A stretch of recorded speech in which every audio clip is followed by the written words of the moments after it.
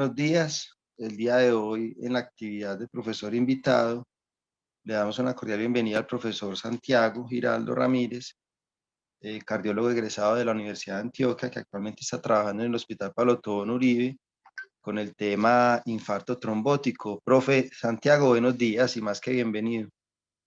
Bueno, muy buenos días a todos. Muchas gracias por la invitación y siempre será un placer seguir vinculado a la universidad. Entonces, este es el tema al que vamos a hablar. De hecho, David proponía otro tema que era trombosis coronaria. Otras personas le dicen infarto trombótico. Incluso de ahí parte el problema, desde cómo se llama y cómo se define la entidad. Ya miraremos que es algo como cuestionado. Entonces, intentaremos hablando cómo diferentes grupos han intentado abordar la definición de qué es un infarto trombótico. Y digamos que en general la terminología es confusa en la literatura. Uno puede encontrarlo como aterotrombosis, a veces como trombosis coronaria aislada, y este escenario es difícil de buscar en evidencia porque digamos que la mayoría de infartos o la totalidad de los infartos tienen un trombo de base explicado por aterosclerosis, de manera que es difícil el abordaje cuando uno se siente a intentar abordar el tema.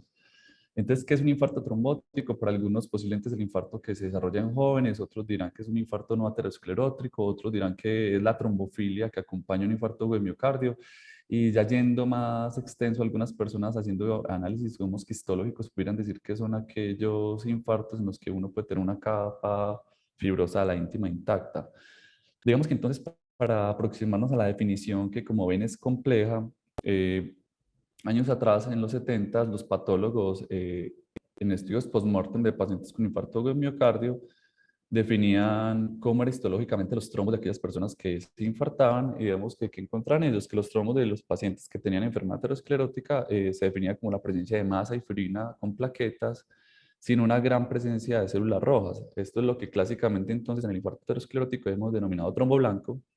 eh, y en los trombos del sistema venoso, históricamente se han denominado como trombos rojos. Entonces, una de las preguntas que me hice era si el estudio histológico del trombo pudiera ser útil para aproximarse a la definición de lo que nosotros ideológicamente pensamos que es un infarto trombótico.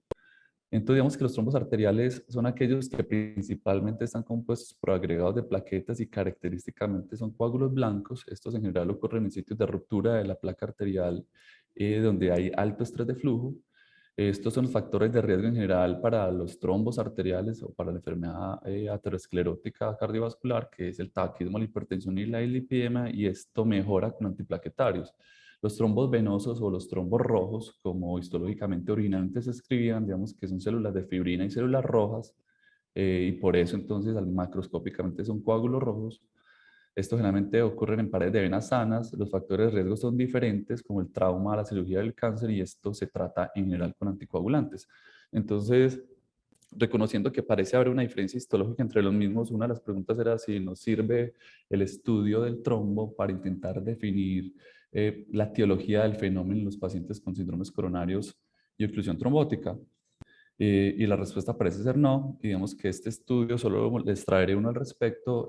Uno, ¿cómo puede estudiar? Si bien antes los estudios de los trombos coronarios eran en análisis histopatológicos postmortem, con los catéteres y la capacidad de hacer tromboaspiración y extraer in vivo este material, uno pudiera estudiarlo. Y esto probablemente lo hizo este estudio en pacientes con elevación del ST, 500 pacientes, a 110 les estudiaron el trombo y patólogos cegados a las características del mismo intentaron evaluar en pacientes con IAMST si el trombo era rojo o el trombo era blanco. Entonces miren que de manera llamativa en los infartos ateroscleróticos, como es este caso de esta serie, solo 34 de los 110 pacientes tenían un trombo blanco, que digamos que es el clásico, el característico, y miren cómo 80 pacientes de esta corte de 110 tenían un trombo rojo. Entonces, digamos que, ¿cuál es la primera conclusión? La entidad de un infarto trombótico algo por definido. El estudio histológico del trombo posiblemente no nos ayuda a diferenciar la etiología del cuadro que genera la entidad, y posiblemente esto varía más en función del tiempo de evolución del síndrome coronario, tendiendo a haber una tendencia que aquellos infartos que se revascularizan o aquellos trombos que se reman más tarde, luego instaurado el cuadro clínico, tienden a ser más rojos, a formar más agrupados de células rojas.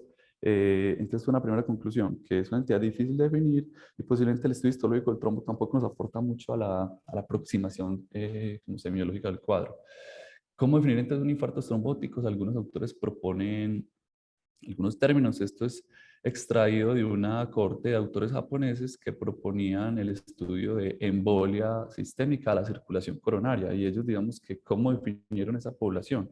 Ellos decían que era tener un trombo en la circulación coronaria, que se vieran al menos 3 proyecciones diferentes de la angiografía y que el paciente no tuviera lesiones coronarias. Y para ellos no tener lesiones coronarias era no tener estenosis visuales superiores al 25%. Entonces digamos que es una definición de un consenso de autores cuando intentan describir una corte de embolia sistémica a la circulación coronaria, y posiblemente pues es lo más aproximado a lo que podemos definirnos como definición de la entidad. Pero ustedes saben que, por ejemplo, las guías, los consensos de la AJA y de la Sociedad Europea de Cardiología definen que un infarto en el contexto de placas ateroscleróticas no significativas es aquel que tiene una lesión menor al 50%. Entonces, digamos que ahí tenemos una definición. Entonces, la primera conclusión es que no existe una definición estandarizada de qué es un infarto trombótico. Uno presume que es un trombo, posiblemente de origen no aterosclerótico, pero digamos que hay dificultades a la aproximación del mismo, e incluso ya les mostré cómo el análisis histológico con trombectomía en vivo tampoco nos ayuda a definir la entidad. Dos, y quizás la parte más importante de la charla, yo quería hablar de esto, y es los mecanismos de la disrupción de la placa coronaria y este fenómeno en especial, el fenómeno que llama el papel de la erosión coronaria. Entonces, digamos que cuando uno tiene síndromes coronarios agudos, uno puede tener diferentes entidades como espasmo, enfermedad microvascular, pero digamos que pueden haber síndromes coronarios, la gran mayoría de ellos, de hecho, que tienen una placa culpable de base que explica el fenómeno. Históricamente nosotros hemos pensado en los síndromes coronarios como aquellos en los que hay una gran placa lipídica, hay una ruptura de una placa, que vemos como en una tomografía de coherencia óptima vemos que hay pérdida de la integridad endotelial, esto expone entonces el core lipídico y hay un mecanismo trombogénico. Y digamos que clásicamente para nosotros ha sido la fisiopatología de los síndromes coronarios agudos. Pero ¿qué pasa? Que hay otro mecanismo que se llama erosión de la placa, en la que los pacientes no tienen un core lipídico importante, no hay una ruptura de la íntima, y estos pacientes pueden tener síndromes coronarios, incluso con oclusión completa del vaso y con manifestación aguda como síndrome con elevación del ST. Entonces, esto muestra como las diferencias entre estos mecanismos de la ruptura de la placa. En este caso vemos cómo hay un core lipídico, que es el mecanismo convencional, hay adelgazamiento de la íntima, y esto expone entonces el core lipídico, este material tromogénico forma un trombo alrededor. Pero en la erosión de la placa coronaria, que es el otro mecanismo que les mostraba, miren que aquí no hay un core lipídico, digamos que es nulo o escaso el depósito de colesterol. En general la íntima no está respetada, está normal, y son erosiones en la superficie de la misma lo que permite la acumulación de un trombo blanco alrededor del mismo. Entonces, ¿qué tan importantes son estos mecanismos en la trombosis coronaria? Vemos que esto es una corte japonesa grande que intentó evaluar con estudios intravasculares qué tan prevalente era esto. Entonces, mire, como en los infartos no ST, en el 60% de los pacientes en efecto hay una ruptura de una placa, que es el mecanismo convencional, y hay una trombosis aguda del vaso, pero miren cómo erosiones superficiales de la placa explican hasta la tercera parte de los infartos con elevación del ST, en el que uno presume hay una oclusión completa del vaso. Y miren cómo cuando evaluamos poblaciones con infarto en ST, esto ocupa hasta el 50% de los pacientes. Entonces miren que incluso uno pudiera tener placas no obstructivas significativas sin ruptura del vaso, que expliquen los síndromes coronarios agudos de los pacientes. Y esto porque digamos que era poco conocido para nosotros, porque la erosión de la placa coronaria era un fenómeno de estudios post-mortem, y solo hasta el 2014, con el advenimiento de la tomografía de coherencia óptica o el OCT, logró verse ese fenómeno post-mortem en un fenómeno en vivo. Entonces, digamos que este es un fenómeno que en medicina, si bien es antiguo en estudios de patología de autopsia, es un fenómeno clínico reciente, que posiblemente pocos clínicos conocían. Yo lo conocí cuando empecé a estudiar cardiología, yo no sabía que esto existía como mecanismo de trombosis y de mecanismos causales de infarto, ST o no ST. Y digamos que estos autores fueron los primeros en proponer que esto podía ocurrir, y proponen incluso entonces manejo conservador no intervencionista de infartos STs en pacientes que tienen una íntima intacta. Entonces, los que evaluaron pacientes con infarto del ST a los que llevan a arteriografía y aspiran el trombo, y una vez aspirando el trombo evaluaban cómo era la luz de ese vaso, una vez removido el trombo para poder evaluar bien la íntima. Lo evalúan con qué? Con OCT, que quizás es el gol estándar para evaluar la composición vascular en los pacientes con enfermedad coronaria. Y ellos lograron coger 31 pacientes entonces en los que la íntima estaba respetada, es decir, había erosión de una placa explicando un infarto, más no había una trombosis de la misma. Y este es uno de los ejemplos entonces, un paciente con infarto de la par anterior, aquí vemos como una descendente anterior está completamente ocluida por un trombo que no permite que haya proyección distal del contraste. Ellos, ¿qué le hicieron a este paciente? Aspiraron el trombo, y miren que cuando aspiran el trombo y repiten la arteriografía, ustedes ven, es una arteria que al menos endoluminalmente, por angiografía, es una arteria geográficamente sana, limpia. Mire que uno no logra ver ningún defecto, pero cuando estos autores entonces llegan a los pacientes a estudios intravasculares que encuentran que hay lesiones, en este caso no hay ruptura de la placa, pero hay irregularidades en la superficie endotelial que explicaban el fenómeno, y el paciente tenía entonces enfermedad coronaria sin una lesión angiográficamente evidente y sin presencia de ruptura de la placa, que era el mecanismo estándar.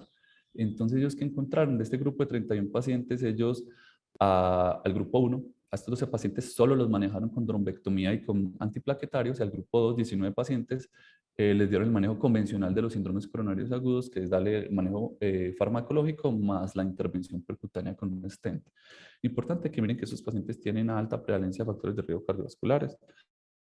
Y ellos siguieron en el tiempo a estos pacientes. ¿Qué pasa entonces en estos 12 pacientes a los que ellos no le ponían stent? Simplemente encontraron que había una erosión de la placa que hizo una elevación del ST y una oclusión aguda de un vaso, pero ellos no encontraron una lesión angiográficamente muy importante. Ellos encontraron que solo hubo necesidad de volver a revascularizar un paciente a 2 años de seguimiento en aquel grupo de pacientes que tenían un stent. Digamos que los 12 pacientes que se minaron médicamente, no. Entonces, digamos que por primera vez unos autores dicen, vea, este mecanismo, esto fue en el 2013, este mecanismo puede explicar infartos con elevación del ST, puede dar trombosis coronaria, y usted puede tener en principio arterias angiográficamente sanas, pero el mecanismo de base puede ser la irrupción de la placa coronaria.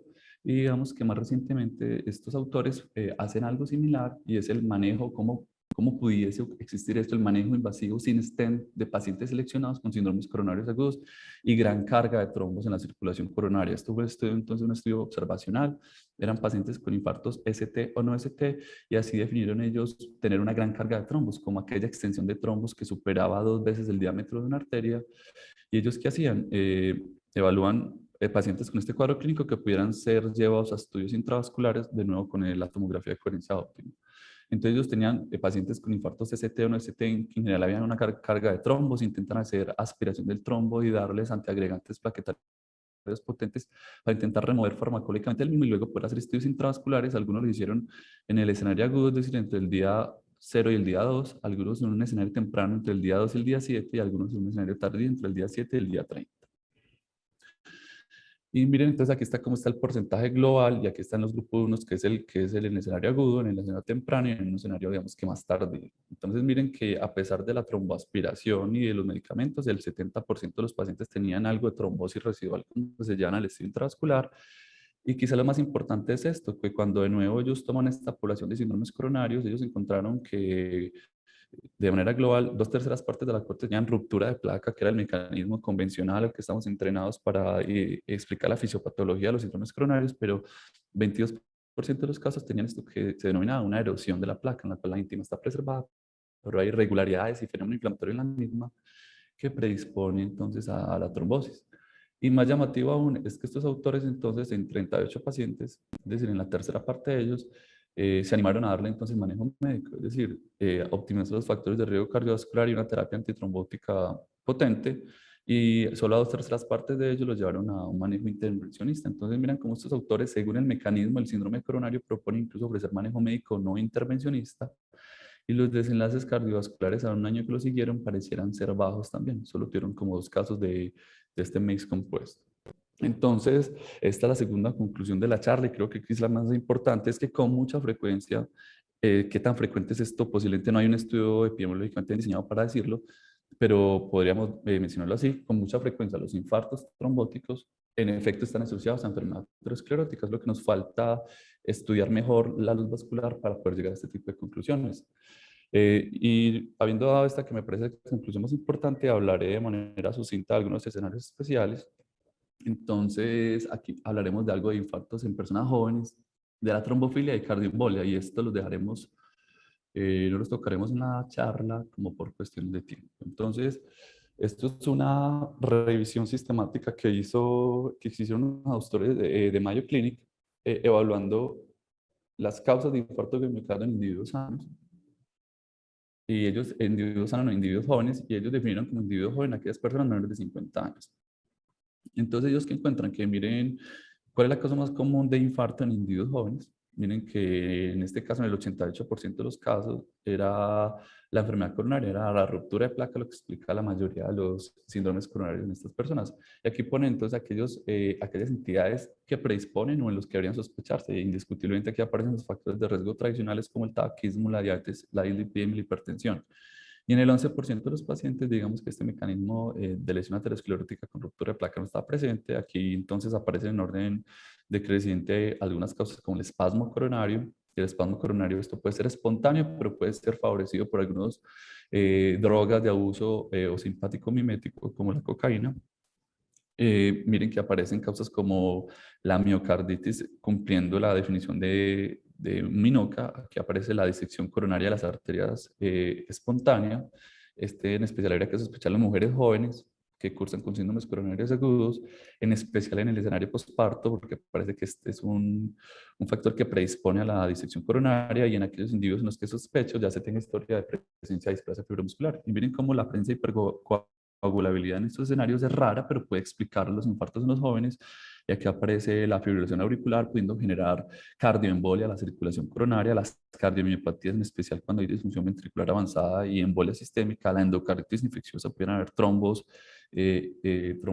sépticos a la circulación coronaria y el síndrome antifosfórico, entre otras.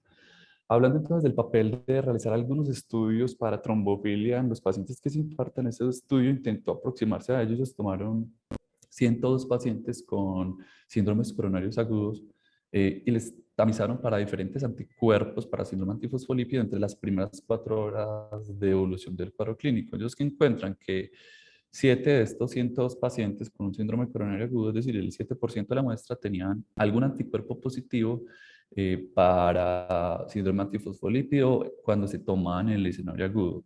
Ahora, cuando miramos estos 7 pacientes con anticuerpos positivos, ¿qué encontramos? 4 de estos 7 pacientes tenían algún factor de riesgo cardiovascular. Aquí esto era historia previa de enfermedad isquémica, tabaquismo, diabetes, hipertensión o dislipidemia. Miren que entonces 4 de los 7 pacientes señalados al rojo cumplían al menos un factor de riesgo tradicional y 3 de ellos, digamos, que no tenían un factor de riesgo tradicional previo. Y estos 7 pacientes que dieron positivos para algún anticuerpo asociado a síndrome antifosfolípido, cuando se llegaron los 3 meses, los 7 habían negativizado los marcadores serológicos. Entonces parecía ser más un epifenómeno que una explicación del fenómeno de los pacientes. Hay quizás estudios mejor diseñados, y es un estudio publicado en Lancet, se llama Radio Study, y ellos hicieron un estudio de casos sin controles, eran mujeres jóvenes que habían tenido un accidente cerebrovascular o un infarto de miocardio. Ellos tomaron los datos sobre los factores de riesgo tradicional que pudieran asociarse al mismo, tomaron un panel para anticuerpos. Esto no los hicieron en el escenario agudo, todos los hicieron más de 3 meses luego del evento, de manera que estos probablemente no eran epifenómenos asociados al síndrome trombótico agudo. Y además tamizaron para otras trombofilias como 5-Leiden, mutaciones en el gen de la protrombina y mutaciones del factor 13.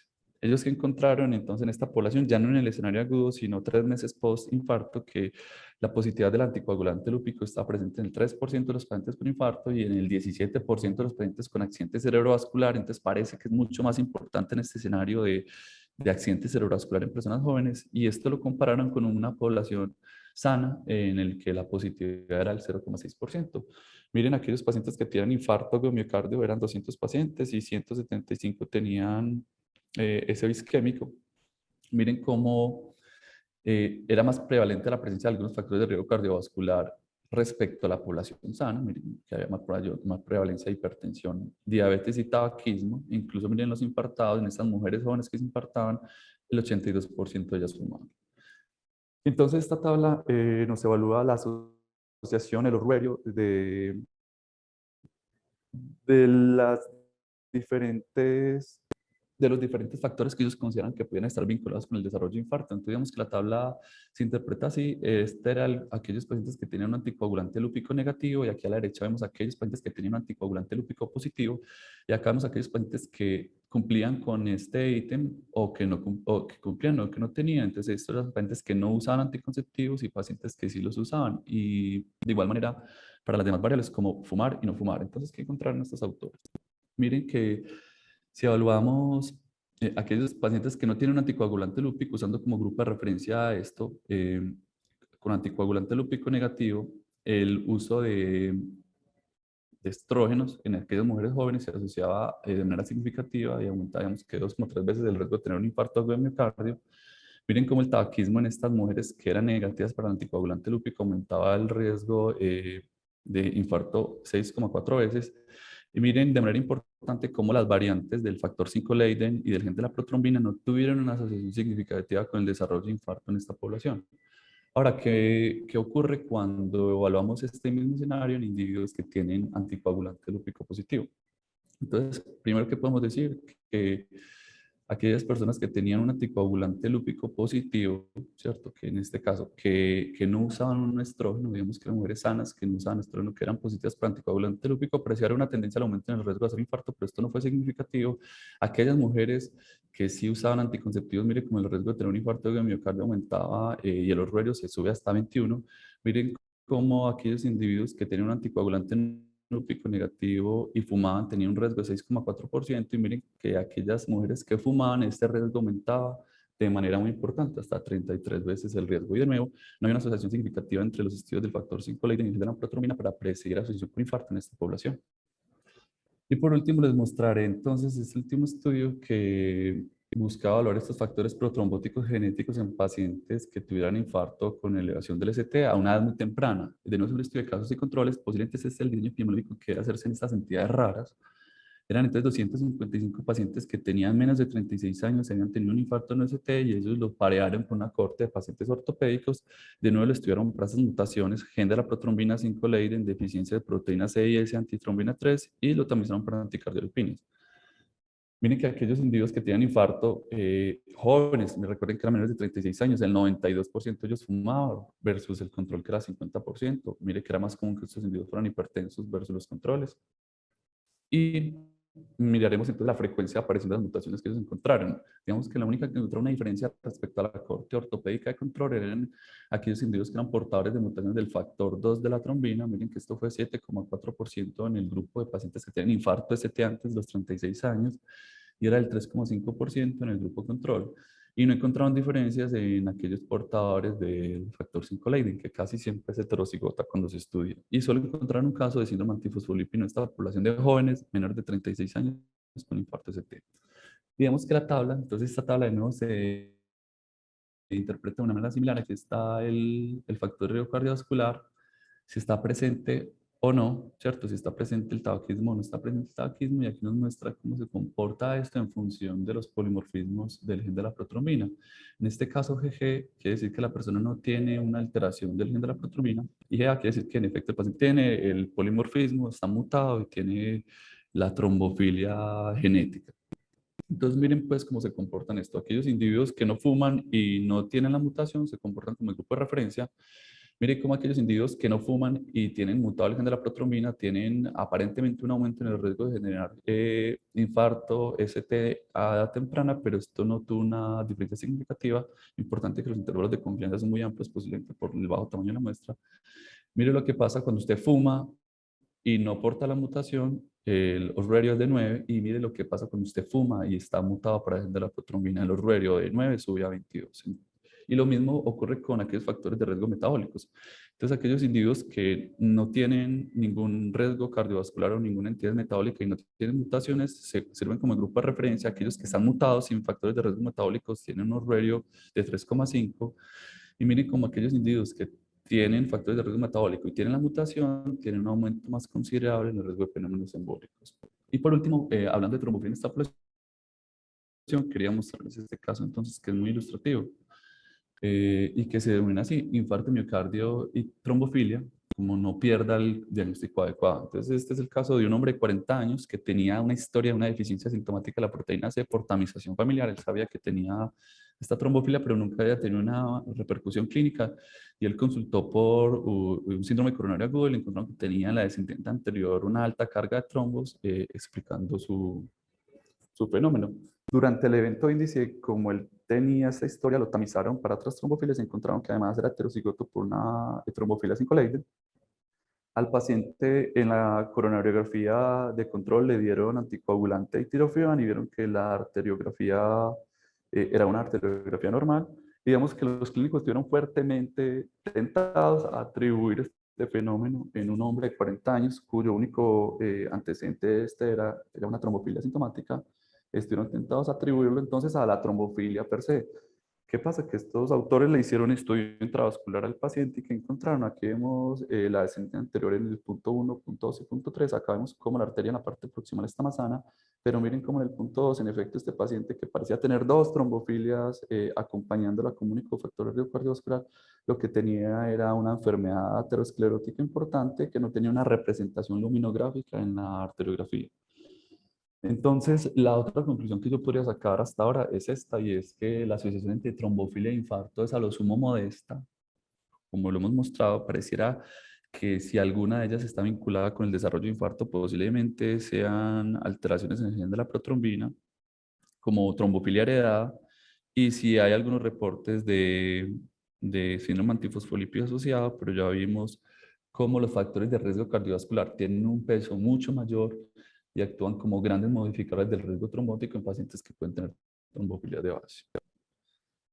Y tercero, y este es el último tema que tocaré, porque intenté hacer una charla comprimida a solicitud de David dándole gusto. Entonces, esta es la definición de los autores que les mostré al inicio, que eran los autores japoneses, que intentan evaluar entonces cuál era el comportamiento, la prevalencia y las características clínicas de aquellos pacientes que tienen un infarto de miocardio posiblemente atribuida a causa de embolia coronaria. Es decir, usted pensaba que esto venía de otro lecho vascular y simplemente se depositó y explica el síndrome coronario de los pacientes. Esto es un estudio retrospectivo en esta población entre el del 2009 y el 2013. En últimas, ellos logran evaluar a 1.776 pacientes, lo logran revisar las historias clínicas de ellos y a ellos les aplicaron unos criterios que este autor Shibata proponía para el diagnóstico de embolia coronaria. Ellos que encontraron entonces que 52 pacientes de estos 1.700 cumplían con los criterios que a juicio de ellos eran compatibles con una embolia de la circulación coronaria, ¿cierto? El 3%, entonces podríamos decir, como dato grueso, el 3% de los síndromes coronarios agudos pudieran estar vinculados con fenómenos de embolia sistémica a la circulación coronaria. En 32 pacientes esto fue un diagnóstico definitivo por los criterios que ellos planteaban o un diagnóstico probable. Y mire que la gran mayoría de los pacientes de lejos tienen otras causas pues, de síndromes coronarios, posiblemente la enfermedad aterosclerótica. Y estos eran los criterios que proponían ellos. Ellos proponían unos criterios mayores y unos criterios menores, y ellos como criterios mayores entonces decían que hubiese una evidencia angiográfica de embolia arterial coronaria y trombosis sin un componente aterosclerótico evidente. Otra cosa que actuaba como un criterio mayor era que hubiese embolización sistemática en múltiples sitios de la circulación coronaria, y eso podían ser o dos vasos coronarios en topografías coronarias diferentes o ramas de un mismo vaso comprometidas en simultáneo. Y lo otro era que hubiese embolia sistémica concomitante acompañando el cuadro clínico. Entonces, el paciente si tiene un infarto y tiene un accidente cerebrovascular, o si tiene un infarto y tiene una isquemia arterial, pues esto aumenta la sospecha. Y habían algunos criterios menores como tener estenosis, una arteriografía coronaria menor al 25%, que haya embolia de una posible fuente, que haya evidencia de una posible fuente de embolia, como tener hallazgos de trombos intraauriculares o intraventriculares en los estudios por imágenes cardiovascular, o que uno tenga presencia de factores de riesgo embólico que estén vinculados con el desarrollo de este tipo de entidades, como tener una fibrilación auricular, tener cardiopatía, tener enfermedad valvular reumática con estenosis mitral, tener una válvula mecánica, entre otras entidades. Y ellos ya decían si esta entidad era definitiva o probable según el número de criterios que cumpliese. Y miren, muy importante, como ellos muy bien lo ponen, este diagnóstico de embolia coronaria no debería hacerse si uno encuentra un trombo aterosclerótico si el paciente tenía historia de ectasia de las coronarias que generaron flujo lento allí, o miren de nuevo esto cómo aparece. Si hay disrupción de placa o erosión de la placa, que era lo que hablamos al inicio de la charla, en los estudios intravasculares, explicando el evento coronario de los pacientes. Ellos muestran entonces en estos 52 pacientes cuál era la causa más frecuente de cardioembolia. De lejos era la fibrilación auricular, explicada el 73% de los casos. El 25% de los casos eran explicados por cardiomiopatías. Miren cómo aparecen las enfermedades valvulares, en especial la estenosis mitral, posiblemente es la que más pudiera vincularse, al igual que las válvulas protésicas mecánicas. Y miren, por aquí aparecen como reportes de casos aislados, la embolia séptica de una endocarditis e incluso la embolia paradojal a través de un defecto del septum auricular o de un foramen oval hacia la circulación coronaria. Entonces, esta es la última diapositiva de la exposición, y esto es entonces lo que yo denomino el algoritmo de Giraldo para el abordaje de la trombosis coronaria. Esto entonces es una entidad vaga, difícil de definir, pero podríamos decir que esto es un infarto con presencia de trombo y con ausencia de placa aterosclerótica, o en que la placa aterosclerótica sea muy baja, y que es muy baja, para algunos es 25%. Ya les mostré el concepto de Shibata y los japoneses, y cómo la AJA y los europeos en el consenso de Minoka dicen que para ellos menos de 50 es muy poquito. Lo ideal, o a juicio mío, es que todos estos pacientes deberían ir a estudios intravasculares, porque posiblemente la enfermedad coronaria sea la causa más común explicando estos fenómenos de base. Y si uno pudiera escoger entre el IBUS o el OCT, posiblemente el OCT tiene una mejor resolución espacial para evaluar la anatomía intravascular. Ahora, este OCT en general está disponible en ciertas instituciones, y digamos que pudiera ser accesible. No es algo pues que escapa como al medio local nuestro, aunque no es lo más usado, es viable hacerlo en nuestro medio. Y con esto entonces definiríamos si el paciente tiene en efecto una erosión de placa, que miren que les mostré que explica hasta la tercera parte de los infartos ST, y en este caso algunos proponen stent versus manejo conservador. Hay algunos grupos entonces que son pioneros intentando evaluar qué pasa si usted no tiene una placa muy significativa, simplemente le manejo médico. Uno pudiera encontrarse con disección coronaria, que fue un tema que no toqué por cuestiones del tiempo, y posiblemente en este caso lo ideal es ofrecer manejo conservador. Y hay algunos pacientes que usted con los estudios intravasculares no llega a un estudio, a un diagnóstico específico. Entonces estos estudios podrían llevarse, estos pacientes podrían llevarse a inducción de espasmo coronario, porque hay pacientes y hay casos descritos de pacientes con espasmo coronario, o sea, trombosis coronaria como único mecanismo causal. Ya vimos cómo la cardioembolia pudiera explicar hasta el 3% de los infartos agudos de miocardio. Para ello, entonces, estos criterios de estos autores japoneses pudieran servirnos, y si creemos que el paciente tiene embolia coronaria, entonces podríamos o deberíamos estar obligados a descartar una fibrilación auricular y fuentes de cardioembolia, y posiblemente aquí entonces hacer una ecocardiografía transesofágica sería fundamental. Y posiblemente solo en el último paso, a mi juicio, en aquellos pacientes que tienen un trombo no explicado, que posiblemente tienen una baja carga o tienen ausencia de factores de riesgo cardiovascular, valdría la pena tamizar a los pacientes para trombofilias, y posiblemente, si lo fuéramos a hacer, eh, yo lo haría para síndrome antifosfolípido y posiblemente para mutaciones de gen de la protrombina. Estas son entonces las conclusiones de la charla, y es que el infarto trombótico entonces es una entidad diversa, pobremente definida. La enfermedad coronaria quizás es la entidad subyacente más común en este escenario, y posiblemente entonces a esto deberíamos dirigir los esfuerzos diagnósticos y terapéuticos. El papel del estudio intravascular entonces es fundamental para el abordaje de estos pacientes, porque posiblemente obrar a ciegas o con la intuición clínica puede hacer que nosotros erremos con mucha frecuencia. Y la otra conclusión grande, digamos, que de esta charla, es que los factores de riesgo tradicionales tienen una asociación más fuerte con el desarrollo de infarto versus la búsqueda o la detección de trombofilia en esta población. Eso era todo, y muchas gracias. No sé si tienen preguntas o intervenciones. Gracias, gracias, profe Santiago. Muy clara la charla. Podemos abrir ahora el espacio para las preguntas o la discusión. Pueden levantar la mano o escribirlas en el chat. Si el profe Fabián Jaimes quiere hacer alguna pregunta, alguna intervención. Ya me tiene pillado. Sí, Ya me tiene profe. pillado que yo soy el preguntón.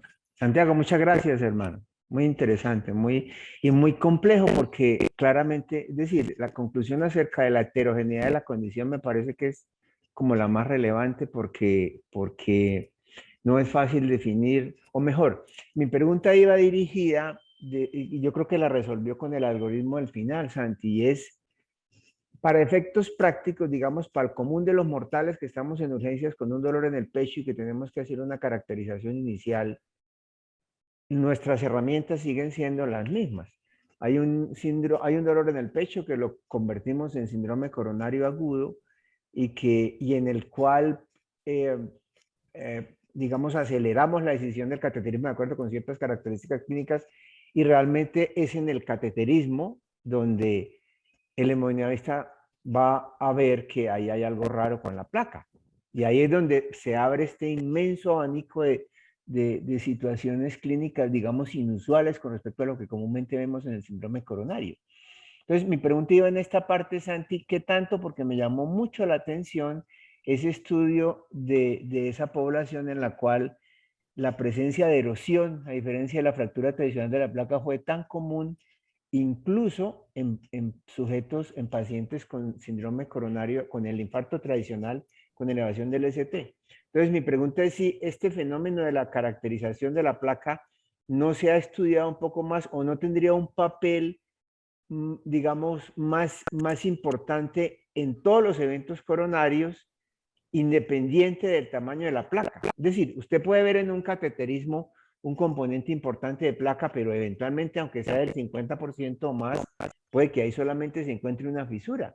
Y uno supondría como biológicamente que la aproximación, aunque tengamos placas grandes, digamos, ahí poner grande pues es una cosa muy arriesgada, pero aunque la placa esté grande, que existe una fisura, que existe una erosión y no una ruptura, podría tener implicaciones en el pronóstico o incluso en el tratamiento, ¿no, Santi? ¿Qué tanto se ha estudiado eso de solo oración de la placa versus fractura independiente de la definición de ST o no ST en el infarto? Profe, entonces, si lo que usted dice, para empezar, entonces yo siempre decía, pero a mí, ¿por qué nunca me enseñaron esto en el pasado, cierto? ¿Por qué no nosotros desde más pequeños no conocíamos estos fenómenos? Y yo creo que en general el mundo no los conocía, por lo que yo les decía al inicio de la charla, era que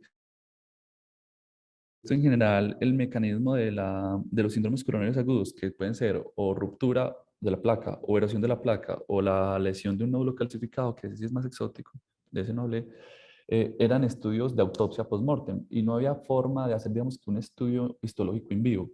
Entonces, digamos que solo como hasta el 2014, 2013-2014, que lograron diseñar dispositivos intravasculares con la resolución suficiente para evaluar, digamos, que para hacer un análisis histológico in vivo dentro de una coronaria en un paciente que tiene placa o que tiene un síndrome coronario.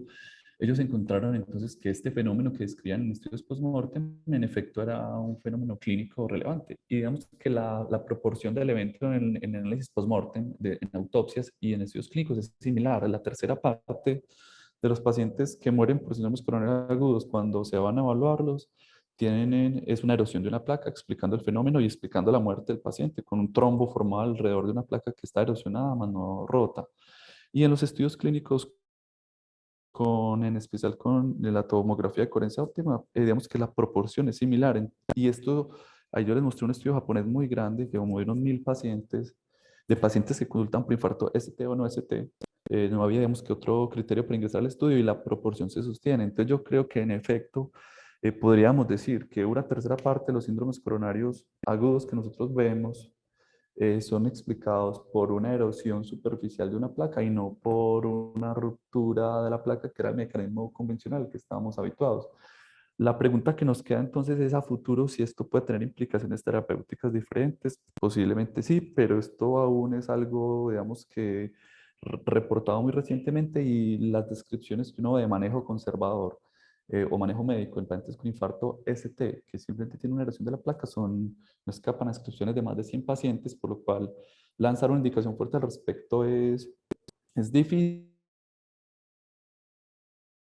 convencer lo que al respecto, que la tercera parte de los síndromes coronarios tiene una erosión de una placa, no una ruptura de la misma, y esto posiblemente debería cambiar la forma a futuro o debería cuestionar a los investigadores la forma como tratamos la tercera parte de los síndromes coronarios agudos. Ahora yo voy a mostrar una imagen que puede complementar lo que decía el profe y es esto. Y es que posiblemente hay un dato y es, pareciera, o hay algunos estudios que sugieren que el factor determinante para la generación de los síndromes coronarios agudos no solo es el grado de estenosis, sino la composición de la placa. Y estos autores propiamente se sentaron a evaluar en una corte que se llama ICONIC, evaluar cómo era el comportamiento de las placas, cómo era el grado de estenosis que las placas generaban. Y ellos, esto fue un estudio hecho con angiotomografía coronaria. Digamos que la angiotomografía coronaria como nos permite hacer un análisis no solo de la luz vascular, sino evaluar si hay remodelación excéntrica, si hay calcificaciones dentro de la luz del vaso, si hay atenuación grasa detectable en la coronaria por TAC. Son algunas características que sirve a ese paciente de una placa inestable, que son hallazgos que usted no logra en una arteriografía coronaria la mayoría de las veces.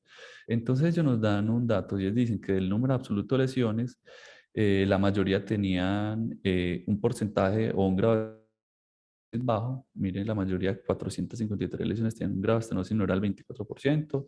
Digamos que la mayoría de las lesiones en este estudio eran angiográficamente o por angiotomografía no significativas. Cuando ya se fueron a calcular de estas personas que tenían estos grados de estenosis, el número absoluto de placas inestables, o estos se denominan placas de alto riesgo, ¿cierto? Que por angiotomografía coronaria tienen características que las hacen de alto riesgo. Miren ellos que encontraron que la mayoría de placas, numéricamente hablando, es decir, estos son 93 placas, la mayoría de placas con alto riesgo o con signos de inestabilidad por angiotomografía están ubicadas en pacientes que tenían grados de estenosis menor al 50%. O sea, numéricamente es más probable tener placas inestables de vasos incluso que no tienen una repercusión angiográfica significativa. Y ellos nos ofrecen otro dato y es el riesgo de tener eventos cardiovasculares en el tiempo en estos pacientes en función de dos variables, del grado de estenosis y de si uno tiene características de alto riesgo o no. Entonces, miren, aquí está el hazard rate basal de aquellos individuos que tienen negatividad para los criterios de alto riesgo de la placa, o sea, la placa no es vulnerable por tomografía y que la estenosis es menor a un 50%, podríamos decir que el paciente que tiene lesiones coronarias leves, este es el grupo basal. Entonces mire lo que encuentran ellos, que indiscutiblemente aquellos individuos que tienen una estenosis de más del 50% y características de placa vulnerable son aquellos individuos que tienen más probabilidad de tener eventos cardiovasculares, y el hazard ratio aquí fue de 3. Pero ellos, quizás es el dato más importante del estudio de estos, a lo que le capé, ellos dicen, mire que cómo es de igual o cómo confiere igual riesgo tener lesiones angiográficamente no muy significativas, menores del 50%, pero con criterios de inestabilidad, de vulnerabilidad de la placa, versus aquellos pacientes que tienen un mayor grado de estenosis angiográfica por angiotomografía sin esos criterios de inestabilidad de la placa. Entonces yo creo que ese concepto es muy importante porque no es solo qué tanto se obstruye un vaso, sino como la composición de ese vaso, lo que pudiera asociarse o explicar los síndromes coronarios de los pacientes. Giraldo, te quería preguntar algo con relación al algoritmo que tienes en este momento en pantalla. En ese paciente donde se demuestra la erosión de la placa, hay dos opciones, ¿cierto? El stem versus el manejo conservador. Según lo que tú leíste, según tu apreciación personal, ¿cuál escogerías? Y dependiendo de qué. Bueno, como les decía, entonces aquí el manejo conservador, digamos que se explora por pocos grupos en el mundo, y digamos que es algo aún experimental. ¿De qué? De estatina, etcétera, y control pues, de los factores de riesgo cardiovascular. Y Santi, yo qué aquí pena, se nos diría, perdió el si... audio, manito. ¿Podía Sí, repetir esta idea, hermano? Qué pena. desde el principio te hago porque no se escuchó. Es que sí, yo sabía que está en un lugar donde la... ¿Y el resto de la charla sí me la oyeron o también se cortó toda la El resto charla? de la charla fue Muy perfecta, se bien, escuchó muy muy bien. bien. Bueno. Solo fue esta parte. Bueno, gracias a Dios. Bueno, entonces, todos esos pacientes que tengan síndromes coronarios en los que uno identifique que el mecanismo de la erosión de la placa, indiscutiblemente el manejo médico estará de base, no se discute, y en este caso yo diría que el manejo con stent o manejo conservador dependerá del grado de estenosis angiográfica, ¿cierto? Si uno tiene, digamos que no hay una representatividad angiográfica muy significativa, y simplemente usted tuvo un infarto ST, usted encontró que el trombo se resuelve, usted lo disuelve de manera farmacológica y usted ve que angiográficamente no hay una lesión que intervenir, o que hemodinámicamente no es muy relevante, a pesar de que no lo es, hemodinámicamente pudo generar el infarto por la erosión. Entonces, si no hay un compromiso médico importante, yo creería que va para manejo conservador, y posiblemente eso fueron los pacientes que estos autores que les mostraba manejaban de manera conservadora, que la coronaria limpiaba en un gran porcentaje y digamos que qué le vamos a poner un stent si no hay una lesión allí importante que nos muestre que hay una lesión susceptible de intervenir? Entonces yo creo que ahí sí iría a la gravedad del compromiso geográfico, lo que definiría el manejo, porque el manejo médico, que parece ser bueno, de base está indicado. Perfecto, Santiago. Santiago, otra cosa, cuando yo hice como traté de recopilar preguntas para la charla, pero no fueron muchas porque obviamente es un tema que vos mismo decís que no se encuentra mucho en la literatura y de cuando estamos muy acostumbrados. De todas formas, siempre salía en los comentarios de los internistas cuánto tiempo anticoagular y con qué. Entonces, yo quería preguntarte si hay algún rol de la anticoagulación en estos pacientes, excepto pues no en el escenario del paciente con embolia coronaria o cuando ya se demuestra una trombofilia en la parte derecha que muestra del algoritmo, sino en ese paciente al que se le va a hacer manejo conservador. O si definitivamente Bueno, no es el manejo tradicional que se le hace a todos los pacientes. sí, no, yo creo que la pregunta es muy buena porque de hecho era la pregunta que todos nos hacíamos al escenario. Si uno tiene un trombo coronario y el paciente dice, ¿será que tiene, cierto, tiene una trombofilia de base, tiene un estado procoagulante que debe manejarse con anticoagulación? Entonces, digamos que lo primero a mencionar es que la anticoagulación es buena para prevenir desenlaces cardiovasculares. Y hablando pues de enfermedad coronaria, incluso la warfarina puede ser mejor que el ASA para prevenir eventos cardiovasculares. Y esto, digamos que se conoce de estudios viejos de los 90 cuando aún no sabíamos cuándo era la forma correcta de ofrecer una terapia antitrombótica a los pacientes con síndromes coronarios. En esa época se llegó a usar warfarina como manejo médico de la enfermedad coronaria o de los infartos instaurados. ¿Y qué se encontraba entonces? Que la warfarina en efecto previene desenlaces cardiovasculares. El problema de la warfarina es el perfil de riesgo-beneficio. Puede ser incluso mejor que aspirina, pero indiscutiblemente el riesgo de fenómenos hemorrágicos o de complicaciones con warfarina hizo que se abandonara tempranamente como un tratamiento de la terapia antitrombótica en los pacientes con síndromes coronarios, digamos, convencionales ateroscleróticos. Entonces, el primer mensaje es, ¿los anticoagulantes sirven para prevenir desenlaces cardiovasculares? Yo diría que sí, incluso pueden ser tan buenos o mejor que la aspirina. El problema es el perfil de riesgo-beneficio al que somete un paciente con esa intervención. Y la otra pregunta entonces es si estaría indicada la anticoagulación o no, porque entonces históricamente nosotros veíamos trombos en las coronarias, que es una pregunta difícil de responder y de hecho a mí me atormentaba también ustedes en San Vicente como internista, y es que ¿será que el paciente tiene una trombofilia? Entonces, digamos que la descripción de esta charla, me están oyendo, que dice que la conexión es inestable. Digamos que la conclusión grande, más grande mía de la charla es que posiblemente la mayoría de estos pacientes en los que nosotros pensamos que tenían de base una trombofilia, tienen esa enfermedad coronaria que no hemos logrado detectar porque hacemos estudios intravasculares incompletos. Entonces, posiblemente, hoy en día con la información que yo tengo, si yo tengo un individuo, lo ideal sería llevarlo a estudios intravasculares. Y si usted me dice, veas que yo no tengo cómo hacer eso, yo no tengo UCT, yo no tengo IBU, ¿yo qué ofrecería? Si a priori no le veo una alta probabilidad de una trombofilia en nuestra procoagulante, yo preferiría darle una doble terapia antiagregante a ese paciente. ¿Cuándo anticoagular y por cuánto? Entonces la respuesta es difícil porque posiblemente la mayoría de estos pacientes no deberían recibir anticoagulación, eh, y yo no les sabría entonces responder cuánto tiempo darle una anticoagulación a un individuo de estos. Si uno sospecha que es una trombofilia, indiscutiblemente será indefinido, pero si uno sospecha que esto es un fenómeno aterosclerótico, posiblemente la terapia con antiplaquetarios debería ser la terapia de elección. Ahora, usted me dice, yo le quiero dar un tiempo corto de anticoagulación a este paciente, pues esto sería algo empírico. Yo diría, dele 3 meses de anticoagulación a una terapia antiplaquetaria, pero es altamente probable que la mayoría de sus pacientes de efecto tengan enfermedad coronaria y posiblemente estamos impactando hacia el blanco farmacológico terapéutico equivocado. Sí, perfecto, hermano. Yo creo que esa es una gran conclusión de la charla. Eso quedó muy claro, ya.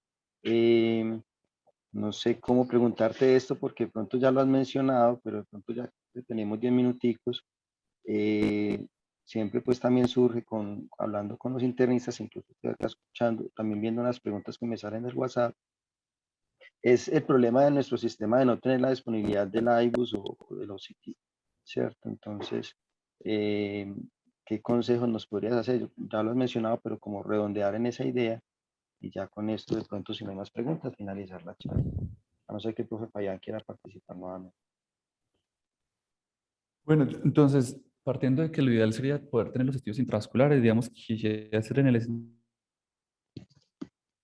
queda más que el juicio clínico, y el juicio clínico nos puede hacer equivocar. Pero entonces, ¿de qué argumentos me llenaría yo? Uno, preguntar por los factores de riesgo cardiovasculares convencionales. Eh, Dos, evaluar si el paciente en la arteriografía coronaria, digamos que él puede que no tenga una placa significativa o que tiene un trombo, usted en el vaso donde hizo el trombo usted no ve una placa significativa, pero digamos que usted explore los otros lechos vasculares en la arteriografía coronaria. Usted dice, es que él tiene una placa intermedia en la corona derecha, tiene una placa muy leve, no significativa en una circunfleja, y ahora hizo un trombo en la descendente anterior. Podría inferir uno, pero sería pues una inferencia que es altamente probable que este fenómeno sea explicado por enfermedad aterosclerótica. Entonces, si usted tiene factores de riesgo tradicionales presentes, usted fuma, por ejemplo, o tiene lipidemia o diabético, si usted tiene aterosclerosis incipiente en otros lechos vasculares y tiene una trombosis en un vaso coronario que resuelve luego del manejo, digamos que intravascular, luego el manejo antitrombótico, es altamente probable que ese paciente en efecto tenga enfermedad coronaria, solo que usted no lo podrá demostrar porque no lo pudo llevar a estudios intravasculares. Y si algo he aprendido yo es que uno se sorprende de la prevalencia de la enfermedad coronaria, incluso en pacientes jóvenes. Y yo lo he visto en individuos incluso de 20 años, cuyo único factor de riesgo es consumo de marihuana, haciendo trombos del tronco principal izquierdo. Y uno lo ya visto intravascular y ahí había una placa en el trombo en el estudio por IBUS. O también lo he visto en mujeres embarazadas postparto. Tuvimos una embarazada reciente acá de 35 años que no sufría de nada, hizo dolor torácico y elevó troponina y pensamos que era una infección coronaria y en efecto era una mujer de 36 años que no tenía ningún otro factor cardiovascular y tenía placas difusas de la descendente anterior que solo vimos cuando lo hicimos en un estudio intravascular. Entonces, posiblemente la enfermedad coronaria es muy prevalente e incluso en estos grupos de edad en jóvenes, ya les mostré que también parece ser la causa más frecuente de síndromes coronarios.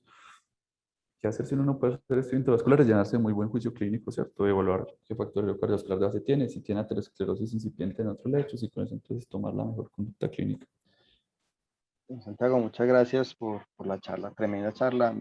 Muchas gracias, hermano, por compartir este tema tan debatible. Yo creo que salimos con muchos aprendizajes, de verdad, muchas gracias. Bueno, no, muchas gracias a ustedes. Y siempre es un placer estar como con la universidad en las actividades con ustedes. Muchas gracias.